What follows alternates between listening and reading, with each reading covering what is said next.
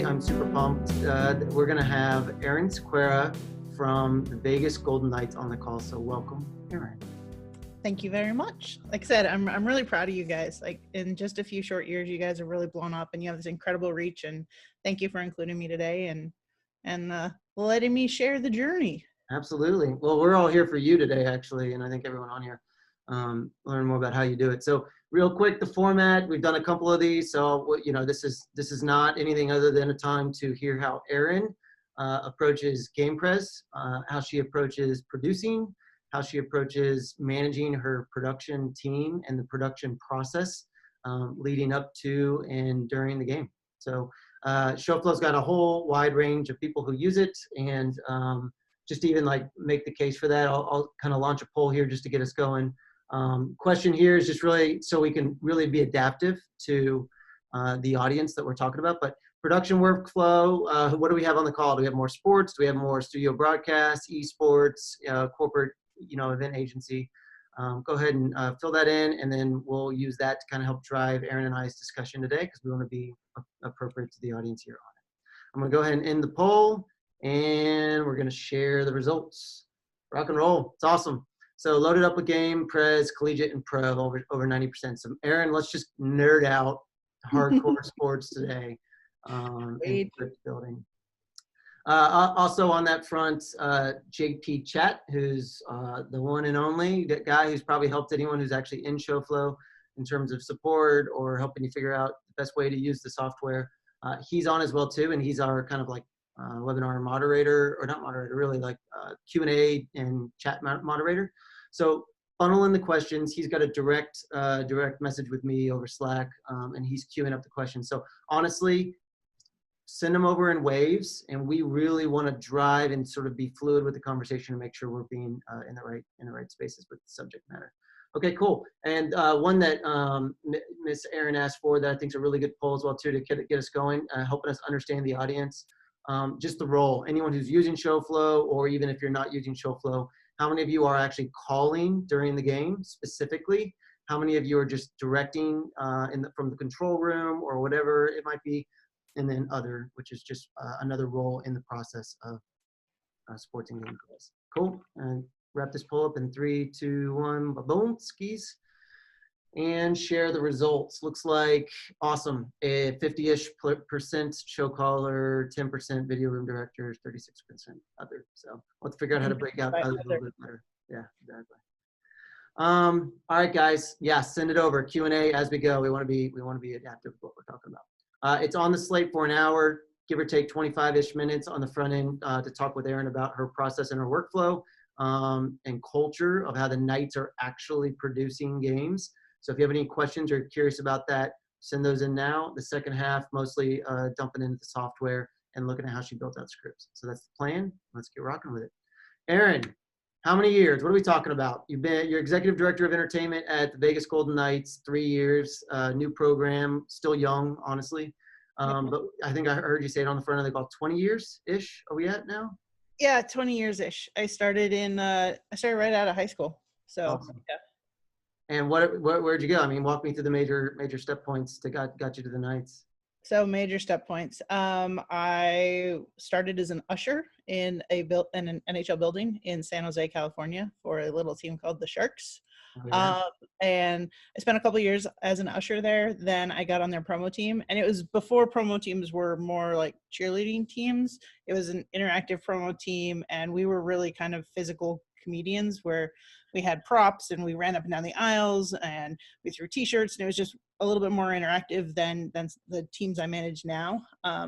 Spent 6 years on the promo team, tried to get in with the Sharks organization, did everything I absolutely could. I was an intern. I processed season ticket credit card numbers. I answered phones, whatever it took. And the assistant producer job opened up there, but when I applied for it, the guy was like, "You don't have a college degree," so yeah. He wouldn't even interview me.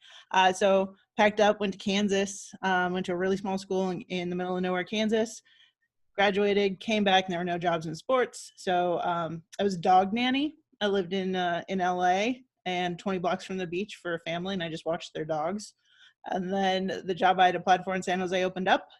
there were 300 applicants in like 2 days, which we all know those coordinator roles go really, really quickly because, they're there and then they're off the table. The guy doing the hiring had been my boss when I was on the promo team. So I called him and I was like, hey, I'd like the job. And he goes, well, send me the resume. Got in, spent 3 years with the Sharks full-time as their junior producer. Got recruited by the Red Wings, went out to Detroit for 6 years. Nice. And then took a couple of years away from sports completely. And then the job in Vegas opened up and I shot an email to a guy that nobody knows, Johnny Greco. Overrated. And Greco took a chance on somebody he didn't know and he hadn't met, and that's it. So here we are 3.5 years later.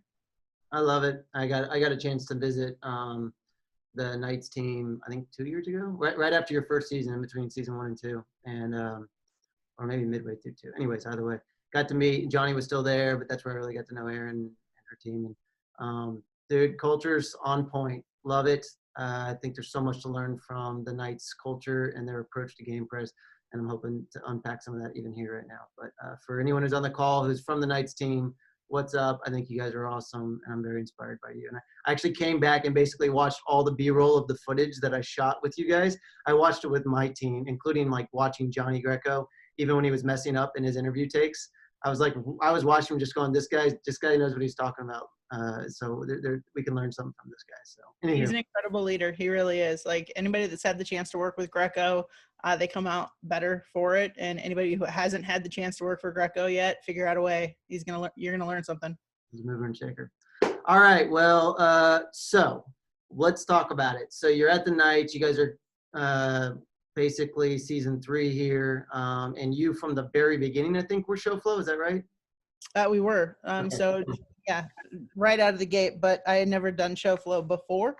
And so moving from Excel file over to show flow, and a little bit of a leap of faith, but super intuitive and easy. So it's been with us from day one, and I don't see us moving away from it.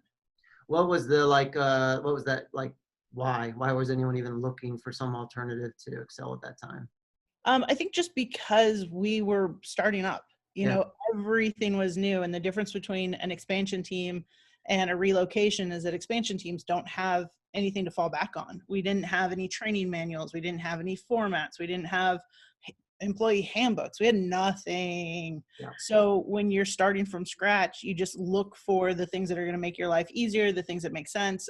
Johnny knew of ShowFlow from somebody else using it. And we took a look at it. You guys were awesome and imported my Excel file right into. So it was a format right out of the gate that I was used to and familiar with, and then it's evolved and grown from there. Cool. Well, okay, so philosophy on game pres. Obviously, I know a little bit of the insight, but I want to hear it from you. You guys are in Vegas, right? It's like literally, entertainment capital of the world, you might argue, up against, Times Square and Broadway. But how do you guys approach it? Is there like a sort of a shared vision that you guys have that you're able to communicate in terms of how you guys approach game pres and just fan experience and all that? Absolutely. So it's really important, and I think I've learned that in the last 3 years, that if you have a vision, you be able to articulate it. Because if you can't articulate the vision, then your people don't know what they're working toward. Mm-hmm. And so right out of the gate, Johnny knew what the vision was. Johnny came here to follow Carrie Buboltz, who's our team president. Our department is unique in that we report directly to the president. We don't report to a marketing department. We don't report to content communications. We report straight to the team president because he has a love and a passion for game ops. So those were our foundations. And then just the philosophy, it was twofold. One, we couldn't control the hockey. So we had to give these people something that was going to be memorable and worth their spend, because we had no idea what we were working with. And then the second, really knowing that we were coming into Las Vegas, we were coming into the entertainment capital of the world, and we weren't competing with sports. There's no other sports team here. So it wasn't like we came in and we were like, oh, so this is what they do. I like what they do. We should do it better. It was a clean slate. It was, let's go see all 14 Cirque shows. Let's go see Carrot Top. Let's go see Chris Angel. Let's see what's happening on the strip and tell the story of this city. because that's what our team is. Our team is the Vegas Golden Knights. So you can't have a show, you can't have a sporting event and not have Vegas in it. And so we really did our storytelling. We went in and we're like, okay, what's unique and crazy and wonderful about this? And where can we create relationships that will enhance what we're putting out on the ice? I mean, I think we're the only team in the league. I'm 90% positive we're the only team in the league that has reoccurring Cirque du Soleil intermissions. You know, it's not a one-off for us. It's we go into season planning knowing, hey, they're going to want the game against Montreal because that's where their headquarters are, and they'll want both intermissions. And then we've got 4 other nights that we're planning on Cirque du Soleil as part of our show. Yeah. So it's unique and wonderful, and it wouldn't work in every market, but it works here because it's this town's story. I remember when I was there and I got to see one of the, I think it was the pregame show or whatever it was. It wasn't, I mean, obviously hockey's awesome because you get to use, you know, all the fun stuff with court projection and all that jazz. But what I loved and observed was that it wasn't just crazy effects, you know, and just kind of like in your face, you know, digital pixel, you know, throw up, which, you know, I think you can lean into. It's just like, whoa, just something big and loud and all that stuff. You guys actually had a story, like the knight was moving from one position of the court to the other, had a foe, they were battling, there was obstacles like burning fire, but the fire was projection mapped onto the court. And so anyways, I was just like, okay, this is actually closest to me going into some other venue and actually watching the show being, you know, kind of unfolding in front of me. And I just thought that was cool because you're not just using it to make a big loud splash, you're actually using it to tell stories along the way, which is cool. Yeah, and that's part of the DNA of this team. You know, when Johnny assembled the team, he brought Andrew Abrams over to lead the post-production. And Andrew has a WWE background and a St. Louis Blues background. And he's a storyteller, you know? So, and then one of our first grad assistants was a film person, right? He studied film in North Carolina. He was a finalist for Directors Guild of America internship. They're storytellers. And yes, we can tell the story of our players. We can tell the story of where we are in the standings, but bigger than that, it's always about, you know, you give them a reason to boo and a reason to yay. And so you've got a bad guy and a good guy, boo and yay. Love it. Well, hey, so I'm going to jump into the software here real quick in terms of like, your process, but I got one from Jennifer Satorio. How do you guys create the culture you have? Any suggestion on how to create a culture when the team is already established? Just wanted to hit that while we're on this kind of subject right now. Sure, absolutely.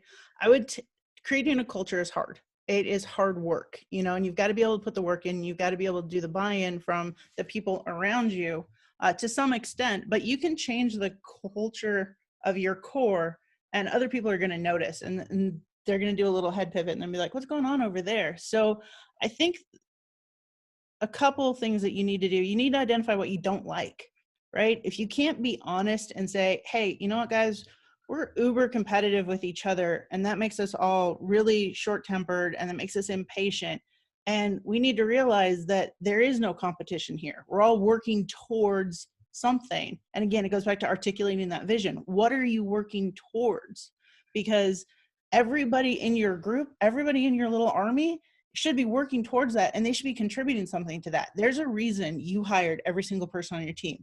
There is something that they are wonderful and amazing and unique about and can do that somebody else can't do. And that's not competition, because truly everybody working towards something, it's synergy. Everybody working towards something creates a synergistic effect of something being greater than its parts. And so somebody else being really, really amazing doesn't make me any less. And I think that's really hard to learn. And I think that's hard to absorb and believe, right? Because in the back of your mind, when you started in sports, if you're old like me, everybody was competitive. And it was like, oh, well, I can't teach somebody to do this because then I'm out of a job. That doesn't work, right? Like, you have to be able to share the workload. You've got to be able to recognize what makes somebody unique and wonderful and celebrate that. And you've got to kind of put aside the competition aspect of it. You've got the job. Own that, believe in that, and now do the work to show why you got the job. And I think that's a big part of our culture, is that, you know, Andrew Abrams, we co-lead our department. And right now in this work stoppage, he's post-production, right? So his team's real important. I'm game presentation. There are no games to present. So I am not as important. So my conscious choice, do I celebrate Andrew and everything that he's doing and the editors and just push them forward and hold them up as, hey, these guys are amazing and we're so lucky to have them? Or do I sit there and be like, poor me, I have no show, I'm not important? That's not the way to lead, and that's not the way to support your line mates. Dude, you got to get yourself on like a general session panel at NACTA or IDEA or something. I love it. All right, I'm gonna keep us cruising, but thanks for that, Ayron. I love that. Okay, your process, your workflow. Let's talk about it. We got this amazing culture. I got a photo here. What is this? You basically on a random day of the week, kind of prepping for a game, or like talk me through like your production workflow process. Yeah, sure. So that's writing a script, good old scripties. So our process, we create something that we call the battle plan because everything is on brand for us. It was called the promo doc when I was in Detroit, but we call it the battle plan. And it is an Excel document that lists out every single game, every single theme for that game, every timeout, every intermission, everything. So then when you go down to create a script, you pull that game's line from the battle plan and you start importing your stuff into ShowFlow and you start creating your script. So I always use the time saver. I duplicate the last show because most of your stuff doesn't change, right? Your PA announcements, your sponsors for intermission stats, things like that, they don't change. But your TV timeouts do. So it saves me a ton of time to just duplicate a script and then go right into writing it. And so Jenna Viard is our live events director. She's the one who's calling the show from the control room. So I get everything laid out in the script and then she comes through and she actually names everything properly. So, she cleans up after me and she goes in and she'll say what the actual LED element title is or anything that she knows. So our scripts are pretty collaborative, but definitely I've got to get them done first and then she goes in. This is, there's Jenna, far left. So this is script review, and this was scary for me because, again, kind of that mentality of you don't really like people checking your work or you get nervous about it or whatnot. But we do script review with our sponsorship and a marketing department. So we go through the script. It's 15 minutes, 20 minutes, whatnot. But we go line by line through it and we're like, okay, here's tonight's presenting partner. Here's tonight's giveaway. Thank you. Here's this. So everything is in the script. If it's not there and sponsorship and marketing don't call us out on it, then I feel better, right? Because it's like on game day, everybody gets the text message. It's like, I forgot, or I didn't see. But if you do a script review, then they've got to have their shit together too. And so it's just a way to be transparent. One of the big tenets of our team is transparency creates accountability. So here's our script, guys. We're being completely transparent. Here's all the information I have. Now, those teams, marketing and sponsorship, are accountable for acknowledging that it's right or it's wrong. Right. And then, it kind of takes the pressure off us. And what in terms of like if you had if you did one game a week, which is never that simple, but say you did and that was on a Saturday, like is this just happening on a weekday before, 3 or 4 days out, or is this day of, or when No, it's typically the day before. Sometimes it's 2 days before. We try not to review more than 2 scripts just because I can't work that far ahead sometimes. Yeah. So yeah. Cool. Got it. All right. So then from there, this is more of like I think I shot this on game day, but just pre-pro. Is that right? Just pre-production? Yep. So it's definitely game day. So we do our rehearsals from 2 until 3:30 on game day. We have a 90-minute window. Sometimes we use all of it. Sometimes we don't. Sometimes it's live elements. Sometimes it's just video elements. But 2 to 3:30, and then we have we call it the Whiskey Tango Foxtrot. Well, I call it the Whiskey Tango Foxtrot window, which is the WTF window of just 30 minutes of nothing in case we need to put out a fire. And then at 4 o'clock, we have this script review meeting. And that's our stage managers, our RF cameras, our main floor producer, PA announcers, hosts, everybody's in this meeting at 4, and we go line by line through the script. Everybody makes notes on their copies. Like our PA announcer still has a paper copy, but all of our stage managers either have just a one-sheeter and then they've got the full script on their iPads. We actually had a good question from Denise Fitzpatrick. How much control/input does the sponsorship team get with the script copy and placements? That's probably something around more here. Like, how much are you giving them input, or how much are they driving and you're reacting? Like, how do you guys handle that together? Sure, no problem. So our sponsorship department doesn't write any copy. Okay. We ask them for bullet points. And then sometimes our marketing department will give us reads that they have for radio and that we fix. That sounded bad. I didn't mean it that way. I just meant that we'll fit it in our format or more concise. But yeah, so our sponsorship department, we were fortunate. We were starting up a team. And even when I went to Detroit, I was the first show caller that Detroit had for a full-time position. They didn't have somebody before. And so I had a little bit of leeway to just be like, guys, send me bullet points, let me craft the copy. And then if you don't like it, we can tweak it. But this way it's not, here's what the partner sent over, and then you're reading something that doesn't resonate with your audience. Yeah. So, or doesn't feel like it's on brand, or the tone or the culture. Right. Yeah, totally. Cool. And then another one just on that sponsorship area, how much variety is there in the sponsor features/promotions game to game, right? Like, how do you keep it from being stale over the course of the season? So that's really important to us. So 2 examples. Toyota is a major partner. They sponsor the second period, and in the second period, they always have the first TV timeout. But we created 4 features for them. So in that first TV timeout, we choose from one of 4 things. Is it going to be trivia? Is it going to be a minute to win it game? It's always presented by Toyota, but we have variety within that element. And that was really, really important to us. And we got buy-in from our president and from our partnership team because we positioned it properly.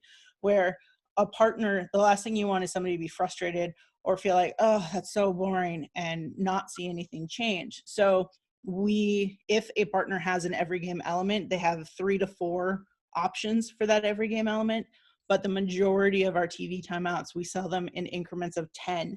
So it starts with 10, 20, 30, and very rarely do we sell a full 40. Okay. All right, kind of cranking through here. So then control room, you guys got a beautiful, obviously state-of-the-art. It's built up, only a few years old. But yeah, if I recall, you guys kind of went from that pre-production meeting before, and then really y'all broke out. And then I think your director came up here and kind of caught his control room up with the latest and greatest. Walk through that a little bit. Yep. So as soon as we finished that 4 o'clock mass production meeting, Jenna and Jeff Chavez go upstairs. They're our director and our TD respectively.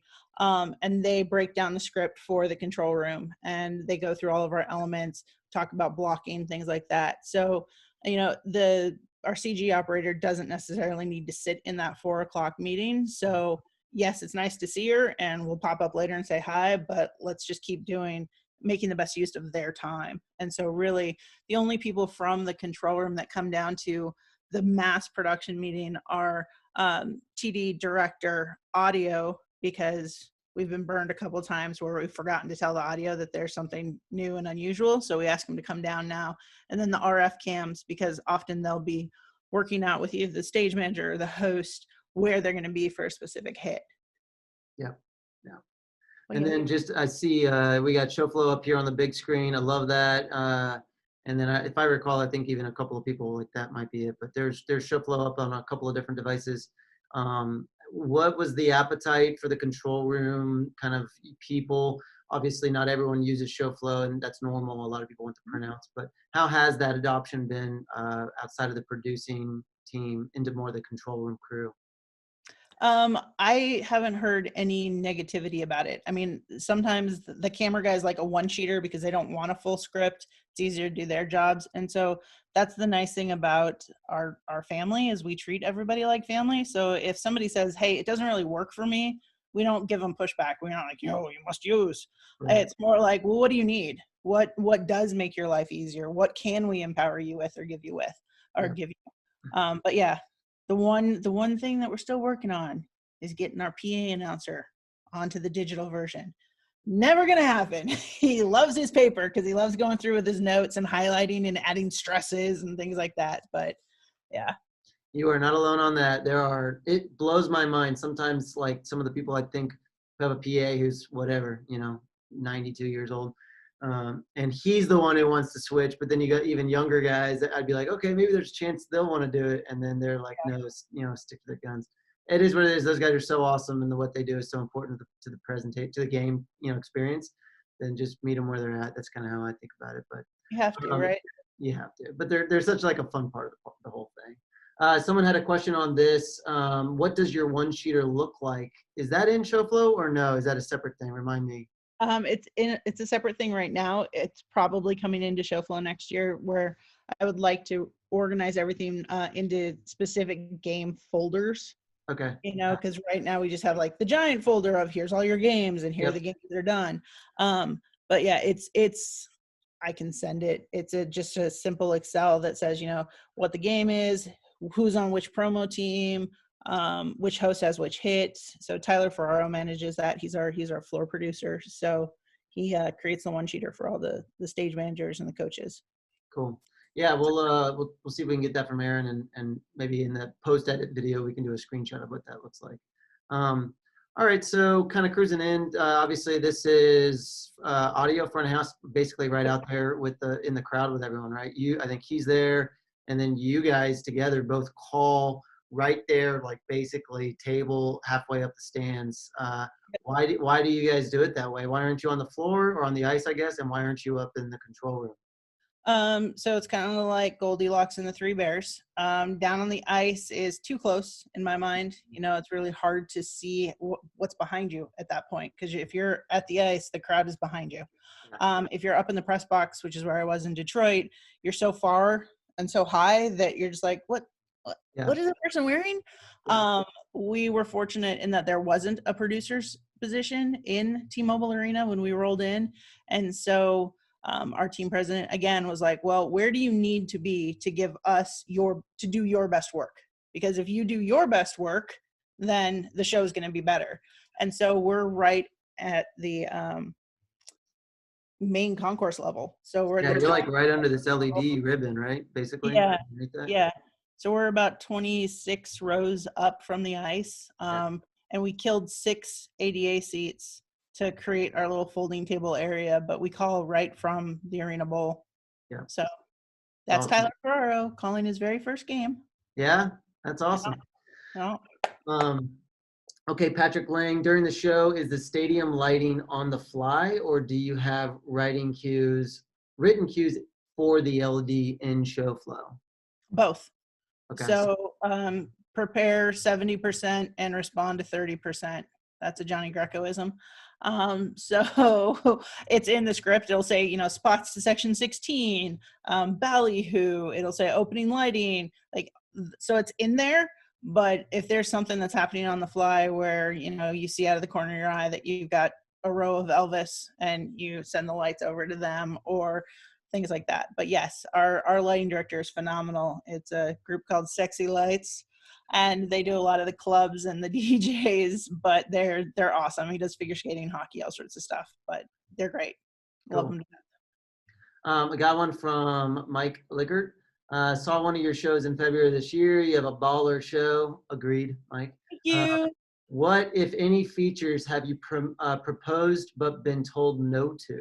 Also, did Alpha Video do your control room? I think Alpha Video did do the control room at T-Mobile. We're separate from T-Mobile Arena, so a lot of things I don't know about that group and that room and things like that. The building was up and running for a year before the team got there. Alpha did do part of our control room at City National Arena, which is our practice facility. What was the other part of the question? He was more so, have you ever proposed any features that they've said no to? Oh yeah.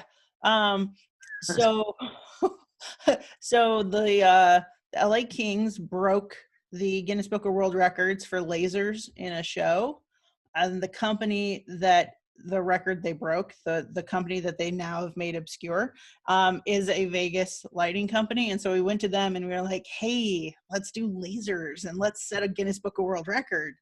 And when they came back with the first budget, we kind of went, we're pro sports. That's not going to work. We're not a club or a DJ or anything like that.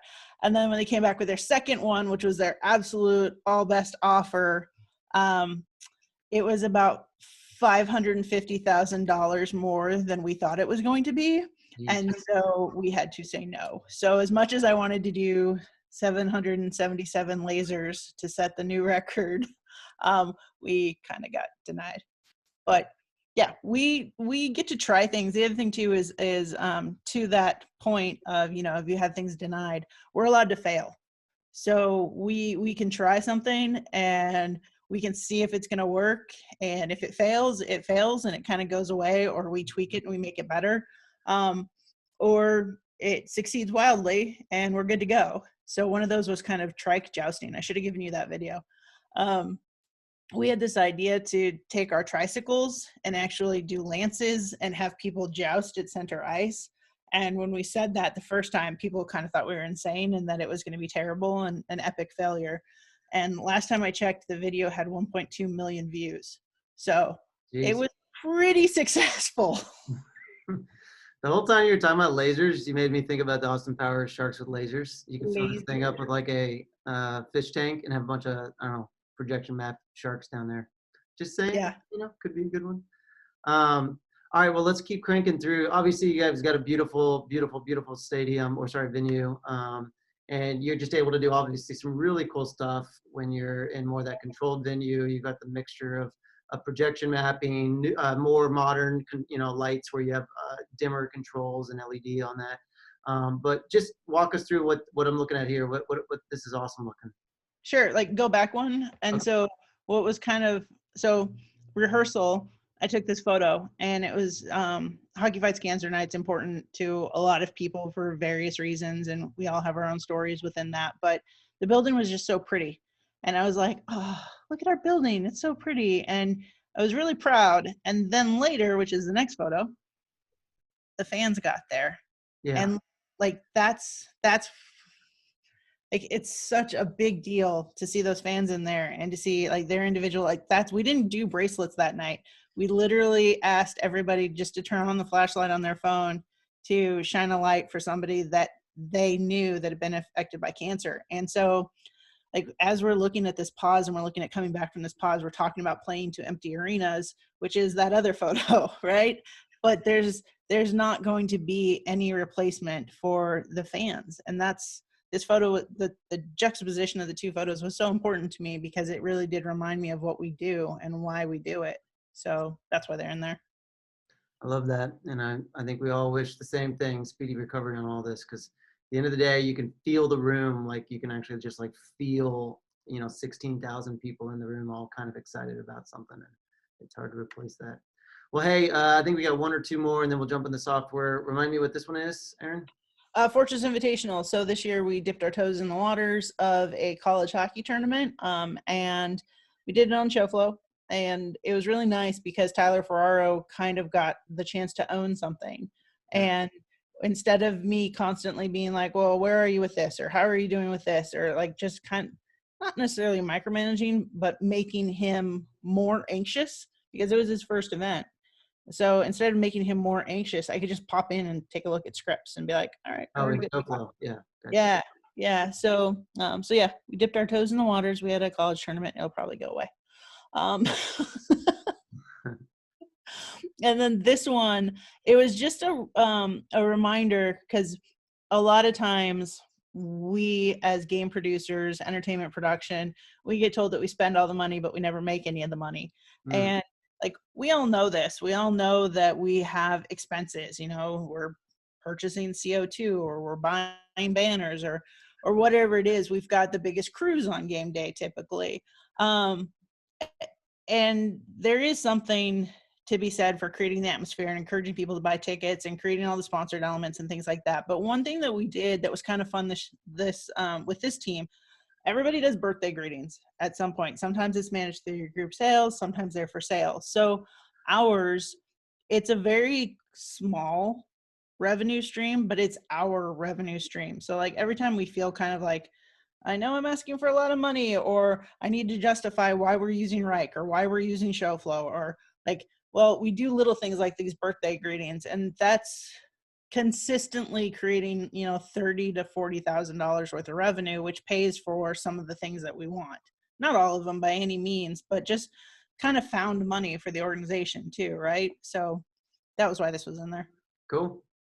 Well, okay, so we're gonna switch gears, jump over into show flow itself, and kind of have you just walk us through. So anyone who's got questions in this space, start queuing those up along the way. On the way into this, I want to just ask. There's one that someone mentioned. I thought was a good one. Oh yeah, how many TV timeouts in a game do you reserve for sponsorship versus timeouts that are purely a game's pre-play? A game pre. I'm not sure. Yeah. So that was really important to the overall storytelling. We typically have 6 TV timeouts that are sponsored and 3 that are open for storytelling. That's just an average because sometimes, you know, one of those storytelling might become a player program, or a sponsor might have, when we put it out in the battle plan, if they've switched their tabling location and they really need to move their TV timeout to the game that they're at, we'll move them. But the ratio is pretty much 6. Sponsorship gets 6 of every game and storytelling gets 3. And so Cool. That's our ratio. Good. All right. So what we're looking at right now is the Golden Knights sort of script management. We call it the team dashboard in ShowFlow. And so it looks like you guys got your 2019, 2020 games here, and then you've got old games over here. Yep. And then you got Gamecast, which I think was the one you were talking about that your younger guy was able to come in and kind of build a script out. Is that right? Gamecast was what we did for Twitch. Twitch. Oh, that's cool. So that's not your traditional Game Prez like game. This was just a Twitch type thing. Cool. Yep. So what we did was we played a NHL 20 game on Twitch, but we treated it like a home game. And so we went in and we did 5 minutes of warm-ups. And then we had our national anthem singer. So we intercut the NHL game with footage from a home game, and we just had fun with it. It was early on in the pause, and we were just trying to figure out what we could do and remain relevant. Yeah. So it's laid out pretty much just like a normal home game for us with our 14, 10, and 6s, and then our intermissions, what we had to get in and stuff like that. But yeah, we scripted it like we would a normal game. I love that. I love the flexibility of like, hey, this is not your traditional game, but we could still come in and show flow and kind of build out a rundown. Yeah, we chopped it down. Okay, so 2019, you do 2 things that are kind of cool. A lot of questions have come in that are just like, what's your favorite feature? So be thinking about that in the back of your mind. Okay. But just while I'm just kind of giving everybody kind of a sort of a view around the bases. So this is your event, which is like where you house your season of games inside of, which you guys were like literally midway through. And then you do an interesting thing with this concept of like a working copy of your script and then the final copy. Talk me through that. What are you doing there? So we had some changeover in our department, and it's busy and it's hectic, and unfortunately I don't always get a chance to write a script in advance, and so sometimes I'm finishing the scripts on game day, and I love Jenna and Chavez for putting up with me on that, and Ferraro, because obviously everything cascades from the script. But one thing that we do, because corporate partnerships does have access, they have the guest pass access to our scripts. And so in the title, we literally put working copy and final, because that way corporate partnerships knows when they can ask a question.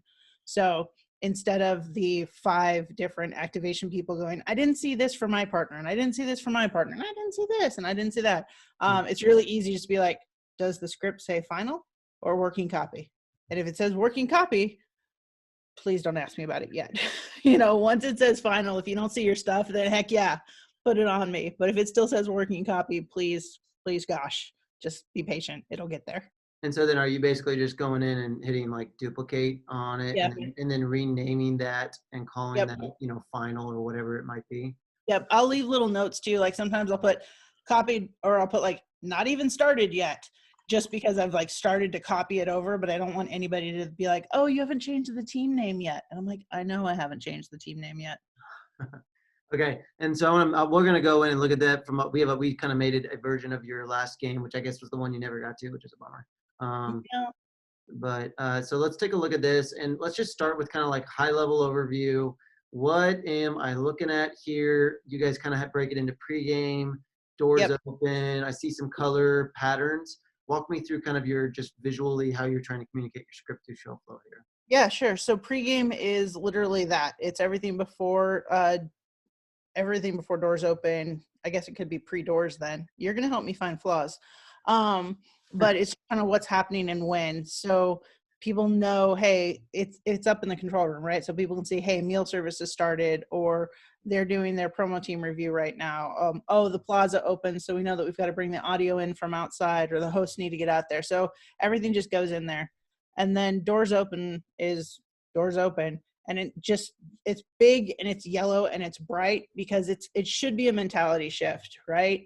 Where pregame, when nobody's in the building, you can kind of not, you should always be aware of what you're putting on the main services. Mm-hmm. But if you're doing a happy birthday for your crew or something like that, you know to pull it down by the time doors open.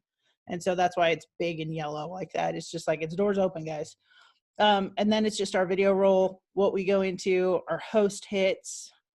We have 3 hosts. And so we try and make sure we got 2 dudes and a lady. And so we try and make sure that we rotate through giving them a hit, partnering them up, all that stuff. These are your normal sponsor reads. Here's your sensory kit. Please go pick it up. The Golden Bells are presented by Flamingo. If we have a shutout, get your Krispy Kreme donuts. So it's just all of your normal reads. We cram most of those sold reads into pregame. Okay.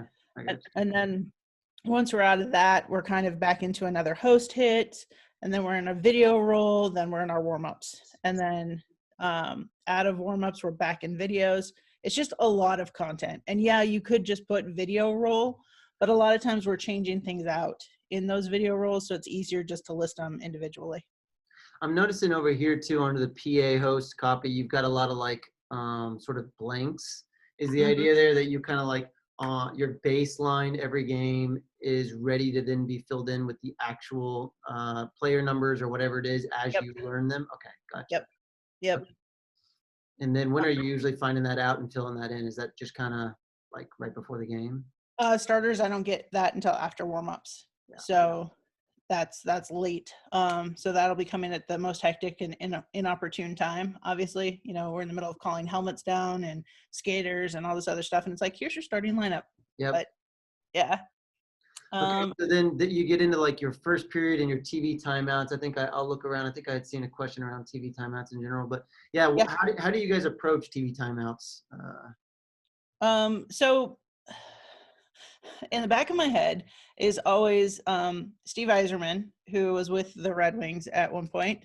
I made some comment about game presentation, and Steve was like, yes, Ayron, because everybody comes for the TV timeouts. Right. And I was like, oh. it crushed my soul a little bit, but I was like, well, they should come for the TV timeouts. They should have fun, and our partners pay for those, so they should be entertaining and they should be relevant, and they should be breaks from the passion and the craziness of the play to just kind of like release a little steam or acknowledge a hero or anything like that. So TV timeouts are important to us. They're show elements to us. And we get a lot into that minute or that 2-minute break. So you've got your read for the Knights Guard and the one that's on screen now. And then Golden Bells is our Showgirls team that was started by Tyler Kofer in year 2, where we really took ownership of Showgirls. And we've got 6 of them every game, and they're in these beautiful gold lame outfits. And so they do a performance at a TV timeout. Our cheerleaders do a performance during one of their TV timeouts. And then Dice Roll is just one of our sound effects. Just letting our team know, we're probably going to do dice roll. We're probably going to do a make noise coming out of it. So why are they green? Live. So live? Okay, cool. Yeah, green for a live element. Got it. Yeah, and then I think there's a question that was, and I found it basically from Brooke Robinson. How do you structure periods versus timeouts and intermissions? And it looks like this is kind of basically it. You're using yellow for your periods. TV timeouts has some sort of identifier, and then so is it? Okay, so then it's just green because it's live. Gotcha. Yeah. So the way that we broke out the period, the top 3 things are kind of just floaters. They can happen whenever. So ribbon, the William Hill line change, you'll see that it says plus or minus the 15-minute mark. our sponsorship team sold line changes, and that immediately put me in a panic because I thought that we'd have to do an announcement every single time there was a line change. But thankfully, no, it was just one LED ribbon, but it had to be around the 15-minute mark. So that's those top 3 lines are kind of like, just get them done whenever we can get them done before inside 14. So William Hill, we do a weather report drop in, and then time on ice drop in. So that's why they're there. And then inside 14 is clearly marked out and scripted because this has to happen or should happen at our inside 14 break. After 14, but before 10, try and get this PA read in. 9 times out of 10, it gets put into the TV timeout, but it's just hanging out there as filler. And then our 10-minute break, and then you'll see our inside 6 break too. So yeah, and then the reason that last 1-minute mark is blue is just because I felt like making it blue. It's okay. It's your script. You can do it. Someone had a question in that space. Christopher Dyer, how many whistles per period do you allow for sponsors / script reads / commercials, etc.? Jeez, throw it on there. And how do you keep the flow of the game with music and replays while still intermixing all of the other elements that are required? So we don't do a lot. We do 3 to 4 PA reads per period. And if I can get them in at the TV timeout, I'm going to get them in at the TV timeout because the play's already whistled dead. But sometimes you have a ton of whistles in a period and you're tired of just going back to the DJ or noise. And so you might put in a PA read. I think reading the crowd is so important. And that's kind of why I love where I am, is that I'm in the crowd and I can hear it. And I think that that's one of the things that show callers really need to pay attention to and they really need to fight for. So I've always believed that a show caller is the fan's advocate. Our job is to be employed by the team, but to champion the fan and to champion their experience. And if you aren't, I know a lot of show callers get really focused on the game action and they're watching the game and they're like, I don't watch the game that much. I honestly pay more attention to the energy of the crowd, to the fans and what they're doing, to hearing and I read the room. And so if I watch the game, obviously, but if something happens on the ice and it gets the crowd going and they're amped up and they're cheering and they're yelling, I'm not going to drop a PA read there. I'm not. I'm reading the room. So you just have to get more nuanced as a show caller and get to that comfort level where you're like, you know what? I know it's in the script right there. I'm going to get to it, but right now I'm sticking with music, or I'm not doing anything. I'm just parking the camera on that player, So it's becoming more confident as a show caller. It's becoming that person that's like watching the game and watching the show and watching the crowd and taking everything in, and your content. Like every show caller that I know knows their content. Your clips, your systems, all of that. You should be learning your crowd. You should know your crowd. So in the back of your head, you're going to get all your shit done. You don't need to panic. You don't need to worry. You don't need to step on a crowd and be like, I got to get this done. You will. And that a lot of that does come from leadership, right? Where if something doesn't feel right, I should be able to dump out of it. Mm-hmm. And I should not be so paranoid and concerned that my team president or my marketing director or my boss is going to be like, wow, why didn't you do this? And it's not that way for a lot of people. I know how lucky I am. But that should be something you're working towards, to create that trust and that understanding that, you know what, this is my job. My job is to read this room. My job is to create home ice advantage. My job is to make this amazing and wonderful. And folks, I'm good at my job. So buy in and trust me. It'll get done. I'll get that PA read in. I promise you. So yeah. Sorry, I went off on a tangent there. That's my kind of tangent. I love it. I agree with you in reading the room. I like to say, or I've said before, that it's like if you're watching a band and you're not and you can't be on the stage and you're out in the audience or whatever. and someone's singing it or doing a guitar solo, and the dang video director is not directing, not cutting to a tight shot of that. And there's this conflict, and you're sitting there going, I know I want to be feeling something or seeing something, but Yep. it's not being given to me. I'm looking at something else entirely. And so I feel like that is ultimately y'all's responsibility is, hey, if everyone wants to just stare at this one player and get up out of the stands and give him a high five and, and sort of celebrate him, like let that happen, because that can draw the energy back into the room and et cetera. And actually there was a question from Logan on that. If the crowd is down and out, how do you draw them? How do you draw them back in? Boy, so this one's hard, right? So there's different kinds of down and outs. There really is. So there's the down and out because they're stressed, right? If it's a tie game and this game matters, and I've been in a couple of game 7 situations. So like if it's tied, your fans are sitting there and they're so tense and they're so uptight that they're not cheering. That's a different kind of crowd that's out of it than a crowd we're losing, 9-0. Right. So it's a different approach. If your crowd is tense and tight and just kind of like, oh, give them something to clap to. Give them a way to release that tension so that everybody clap your hands song. People will do it. Some people do it, some people won't. But give them a reason to make noise. Give them a call to action. Run your video montage that says, Vegas, we need you now. There's that.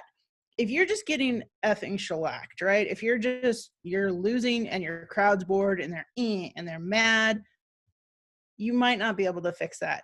But you start relying on your camera guys and your video director, and you start telling the story that is there. You're going to find a mom and a kid. You're going to find the weird bro boys that are a little bit drunk, but you know that they'll do the YMCA. So that's where it goes back to reading the crowd. Give them something. We had an absolute blowout game. Our fans were pissed, and I don't like to lose, but we still had fun. And if we're having fun and our camera guys are having fun and our controllers are having fun, then you're going to be able to create some sort of energy and some sort of momentum. Sometimes it's just going to be a bad game and you're just literally like, DJ, take the next whistle and the next one. Yeah. Thank God, take the next one. It's just the nature of our jobs. Yeah. Well, okay. So we're coming up on an hour, which is insane. So let's hit a couple of the features. Favorite feature in show flow. What is it?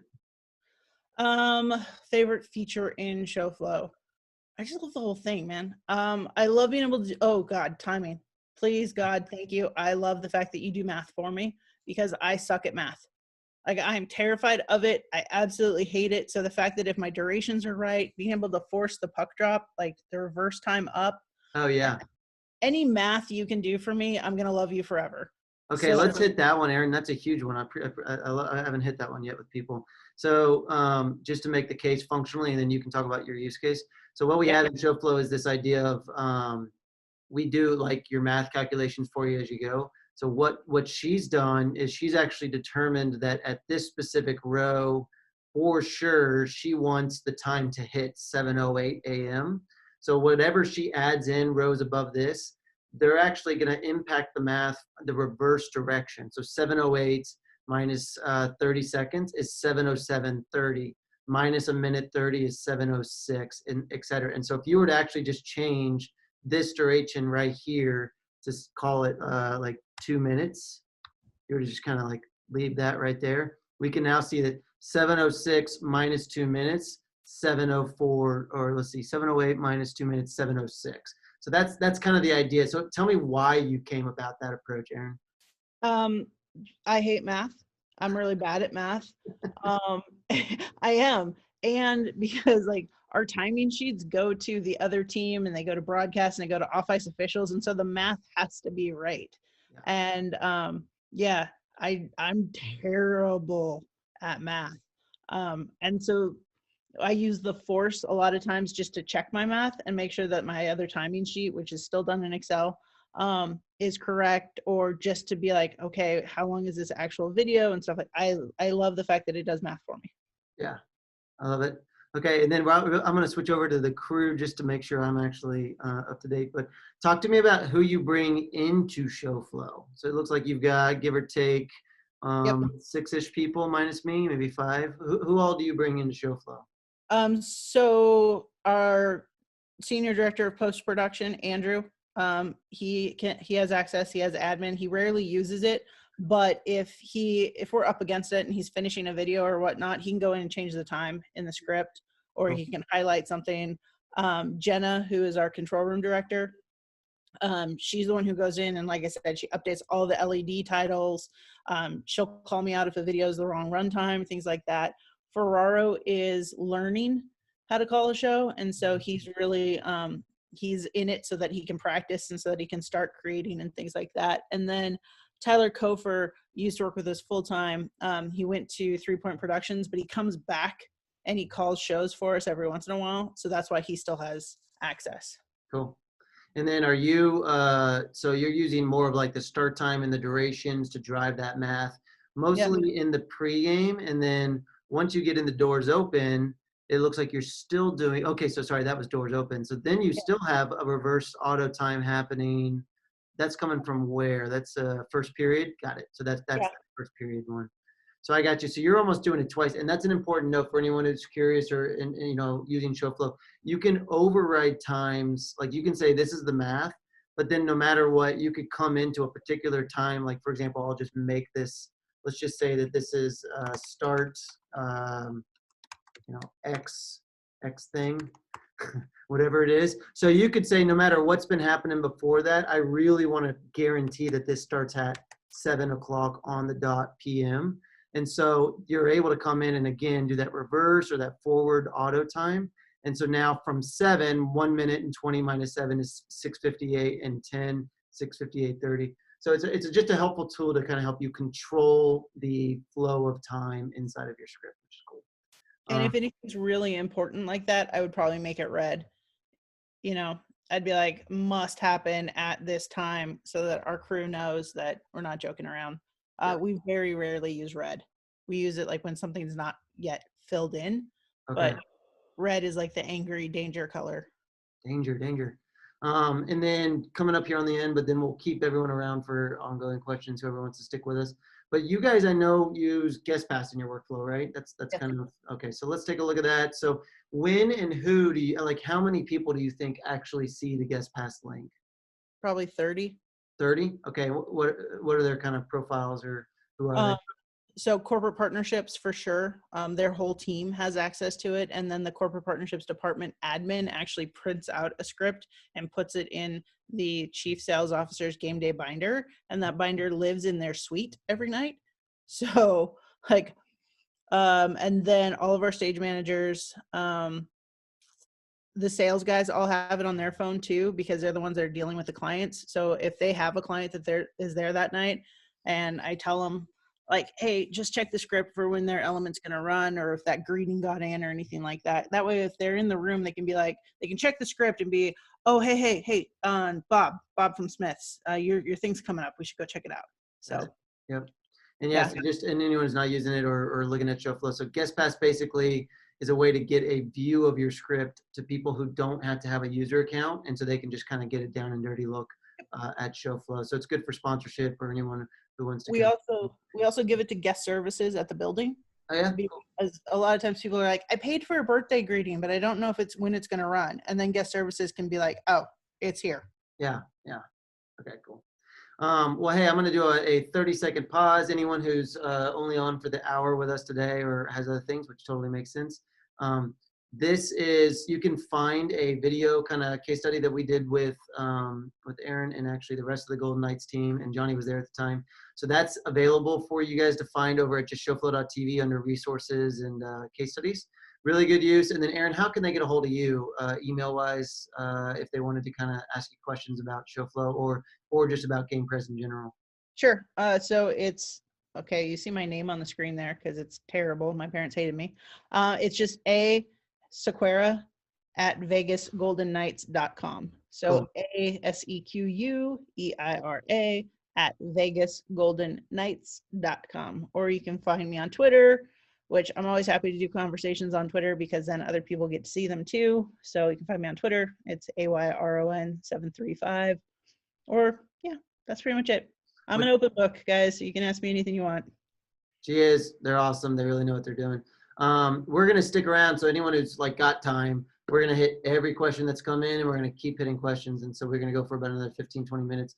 Also, just a note, guys, we have some really cool, exciting upcoming webinars, just like this one. And the one I want to promote real quick, John Deppa, Riot Games. So any of you who are doing game prez, who are interested in kind of thinking a little outside your normal space, they're killing it, obviously dealing with the whole decentralized production workflow, online fan experience, and all that game press experience, but with more of an online audience. So John's smart, uses show flow really, really well, and also is just a leader in the esports industry. So that's coming up Thursday. Register if you haven't already. Okay, thanks everybody. We're gonna stick around and keep rocking for another 10 or 15 minutes. All right, so Ayron, Yes. how many, random one, but from Adam Cope, how many channels of Readle are you listening to from your position? Oh, all of them. So I check in. I'm consciously listening to cams. I tune out cams every once in a while, but I do like to listen to cams because I like hearing what's important to them. Once they start chattering, then I typically tune them out. I've got stage managers on one, PA announcer, audio team, coaches for each of the promo teams. I'm listening to a ton. I like literally feel schizophrenic sometimes at the end of a game because it's just there's so many voices in my head. Yeah, that's the big thing, is you got to be able to also kill all that noise at some point too, or clear the calm. But yeah, I'm thankful that I have that little power panel by me because I can mute anybody that I want to.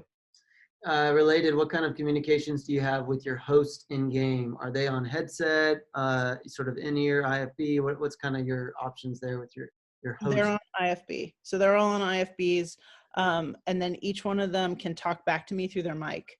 Okay. So if I turn them up, I can hear what's going on in their mics. So sometimes I'll turn them way up, like especially my female host is about 4'9", and she weighs probably 110 pounds. So if it's a really rowdy crowd or anything, I'll leave her mic way, way up so I can hear where she is in the building and just kind of like keep an eye on her. Oh, cool. Nice. I know that's sexist. Shoot me. Nope. Works for me. All right. So then, Brooke Robinson, do you communicate with your DJ or have someone from your staff with them during games? Yeah. So we have a music director and a DJ. And so our music director plays about 85-90% of our tracks. DJ plays about 15, 10-ish. Some nights he plays more, but they're both on comms with me. And they have their own channel back to the house audio engineer, so that if like the music director is like, hey, I feel like I'm a little low here, they can do all those conversations without having to go through me, because I don't need that. RJ is asking, during games, I've had sponsor elements not get in because of lack of whistles. Yep. I pushed it to the next period when missed. Is it hard for you with all the elements the Knights have to get everything in each game? Get to everything in each game? Yes and no. Because we have that 6 sold TV timeouts and 3 open TV timeouts, I pretty much always have the final TV timeout of the game listed as open. And so if something gets pushed from the first period, or if it gets pushed from whatever, I can try and fit it in. And I make every effort to get that game's elements into the game. But I am also empowered by my leader to say, hey, we lost TV timeouts. It didn't get in. It'll happen in the next game. And then I just go back to sponsorship and I tell them that. It's the nature of the business. And if people don't really understand that, then you know, that's also the beauty of script review, where when the corporate partnership rep is in there and they're like, hey, so I saw that you've got Cameron Hughes booked, but the partner that's on it tonight's really going to only be there for the first period. So can you move that? Yeah. And you make every adjustment possible, or you entertain those, and you do what you can to help your partners and your line mates out. Sometimes it's going to mess with your game flow, but you've got to realize too that you're a cog. You're part of the telling the story. Yes, it's your responsibility, but sponsorship is what pays the bills. So the better your relationship with sponsorship and the more times you can say, yeah, I'll move that, I'll help you out, like the easier your relationship is down the road. Because every game ops person I know has nightmare sponsorship stories. And it's not because anybody's a bad person, right? It's just that sometimes our visions don't align. Sponsorship is sell stuff, create the revenue that you need to run the business. Game ops is have fun, give people a reason to come back, entertain, and you've got to find a way to make those align. Yeah. How are you bumping elements up and down? Like, are you dynamically updating this game script in show flow if you didn't get to an element, or are you kind of just marking it in your mind and then coming back and running it later? So both. If we didn't get to it and I've got a break, like an intermission, I'll bump it. Okay. That was kind of like, I think I put on the upthread thing as an option for show flow, that once you've hit tracking, if there was a way that, like, because when you're tracking something so that the control room follows along, right? If there was a way that when I hit track, it graded out so that it knew that I had done that element. I know that there's timestamp, I know that, but it takes real estate on my screen. Yeah. So yeah, it kind of goes back and forth. And I'll admit it, there's a lot going on. Sometimes I'll be like, all right, let's get that PA read in. And my host and my PA announcer will be like, Ayron, I already did that. I'll be like, okay, not Yeah. bad. Well, actually, and if anyone is on the call, we're up for it. But we've kind of identified there's this whole, like, you're building out the script in show flow, and that's your best version it could possibly be. And then there's, small moves you can do. You can move elements up and down, stuff like that. But the whole, like, being dynamic, like what we're kind of terming dynamic show calling or game calling. That's a different need, because what you really need is to be able to either grab elements from below fast. You need to either take an element like neon, or maybe not these because those are so guaranteed, but maybe you need to, like, pin it on the side and put it in a holding tank, but then it needs to be close by so you can quickly grab it again and throw it in. So that's kind of so, I mean, Ayron, you're right on. So we are just in the show flow world, playing around with what that might look like, because it's just all about how do we give you the tools you need to quickly do that. So heard, and I need to get you, Ayron, into that conversation, by the way. Okay, cool. How is Ayron using show flow to help her with her now distributed team? That's interesting. Yeah, I mean, like, I guess, what does your world look like right now? And then is show flow a part of your now distributed team at all? Show flow is a little bit right now, because we're not producing games, we're not creating as many scripts. But like, I've asked Tyler to take a stab at these 4 remaining games just as a learning exercise, and in case they do come back. But what's going to be interesting for us next year is that we've purchased an AHL team, and they are going to be in Henderson, and we're going to be in Las Vegas. And so their practice facility is not going to be where our NHL team practices. And they're going to be playing games at the Orleans while we play at T-Mobile. So you're looking at 2 teams spread across 4 buildings. And so show flow is going to be huge for us, because we're going to be able to be collaborative on the scripts. We're going to be able to have virtual meetings like this to review things, because I don't personally want to drive 40 minutes to Henderson to just do a script review. So we're really looking forward to that. And we're thankful that we've got this already in place, because now whoever comes in to direct that AHL team, we're hiring, by the way, we'll be able to just share that screen, and we'll be able to learn from them. Is that Tasha or Yasha? What is it? It's Pasha. Pasha. I know, whatever. Try it. That was Pasha. Somebody walked by my door. Okay, cool. I like this one. Sierra Bishop. Would she be willing to share her script with us, Ayron? Sure. Yeah, just email. We like I said, transparency. Every home game we have shadows. We've had NBA, NFL, lacrosse, high school students, college students. We have shadows. We talk about game pres all the time. Like, honestly, anything that I can share and that I can save you from one of my mistakes, I'm happy to do it. So yeah, I can share a script, no problem. Cool. Yeah, and just on that end, if anyone, whoever that is, you guys are welcome. Reach out on that little blue chat at showflow.tv, and what we can actually do is just get you in this off period. We can get your team going, just like for Sandbox, and we can put a copy of the script that we're looking at right now in your Sandbox so you can play with it there. And that really goes across the board. Anyone who's on the call is interested in playing around with ShowFlow. we're doing wide open sandbox kind of accounts right now, and then we can, if you let us know, we can connect you with the appropriate team in your league, and we can actually load up your account with one of their test scripts. So it's kind of cool.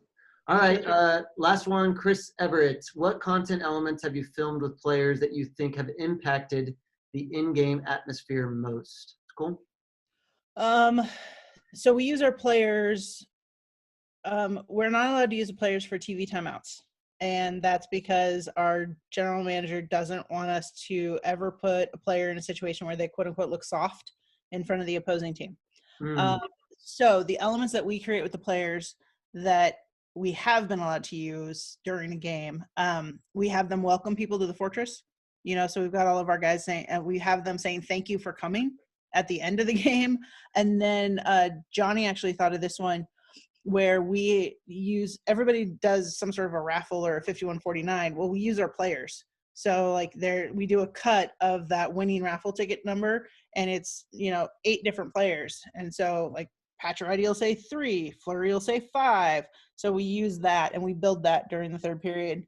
But yeah, we use them as part of our open. I mean, we had them dress up like cowboys in our cowboy open.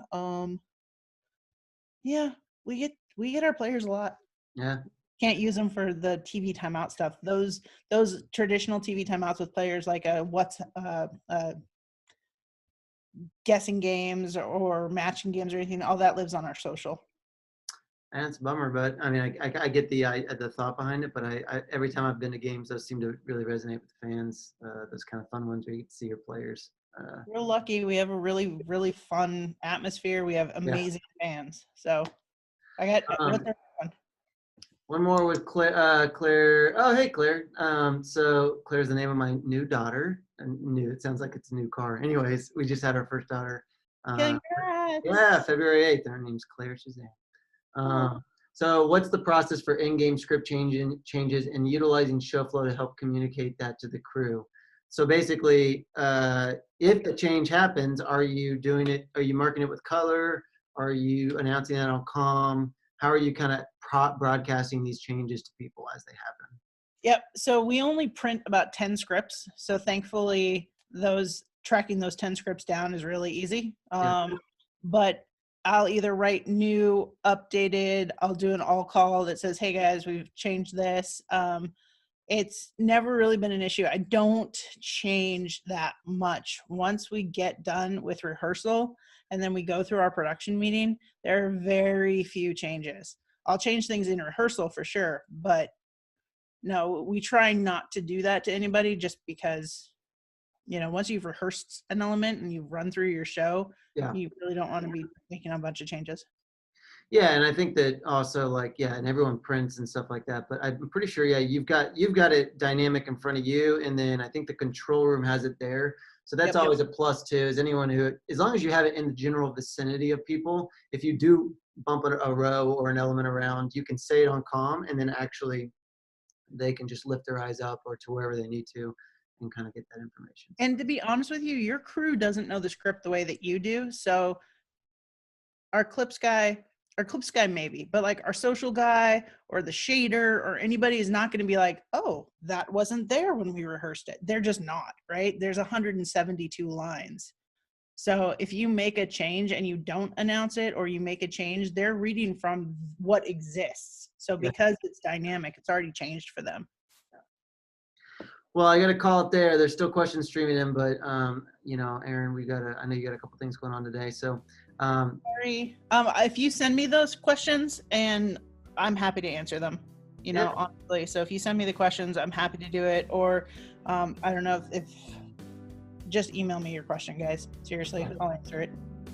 Well, Ayron, you're awesome. I love the Knights. I've been there. They've taken me out. I've gotten to see their rehearsals. I've gotten to see their approach. It's legitimately, they respect and care about their craft very much, and that culture that we were talking about on the front end is very much so present through the whole organization. I'm a nobody, and it's not like they were showing off to some other team. I just kind of was there, and it was very, very, very clear and very, very bright and awesome. So, Ayron, thank you so much for this. And Sure. I wish you and the Knights team health, safety, and let's freaking get through all this, and so we can all start doing what we love to do so very much again. So I'm looking forward to that.